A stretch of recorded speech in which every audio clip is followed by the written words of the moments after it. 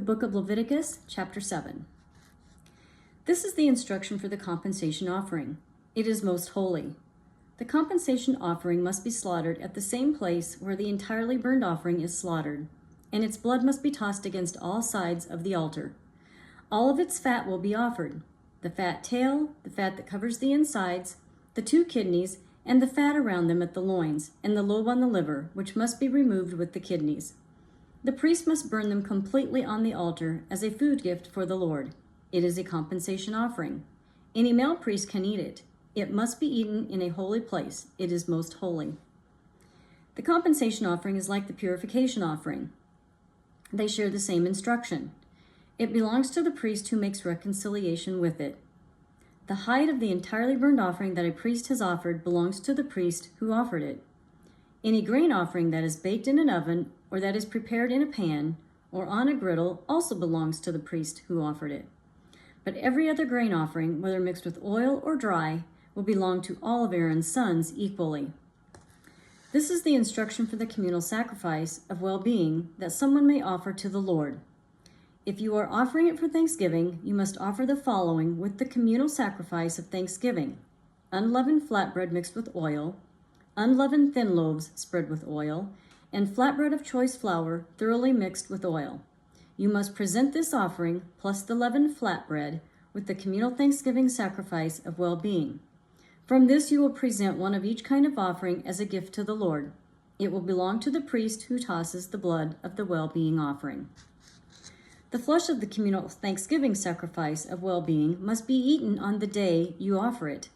You cannot save any of it until morning. But if your communal sacrifice of well-being is payment for solemn promise, or if it is a spontaneous gift, it may be eaten on the day you offer it as your communal sacrifice, and whatever is left over can be eaten the next day. But whatever is left over of the flesh of the communal sacrifice on the 3rd day must be burned with fire. If any of it is eaten on the 3rd day, it will not be accepted. It will not be credited to the one who offered it. It will be considered foul, and the person who eats of it will be liable to punishment. Flesh that touches any unclean thing must not be eaten. It must be burned with fire. Any clean person may eat the flesh, but anyone who eats the flesh of a communal sacrifice of well-being that belongs to the Lord, while in an unclean state, will be cut off from their people. Whenever anyone touches any unclean thing, whether it is human uncleanness, an unclean animal, or any unclean and disgusting creature, and then eats the flesh of a communal sacrifice of well-being that belongs to the Lord, that person will be cut off from their people.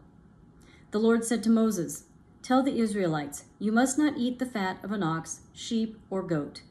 The fat of an animal that has died naturally, or the fat of an animal that was killed by another animal, may be put to any use, but you must definitely not eat it.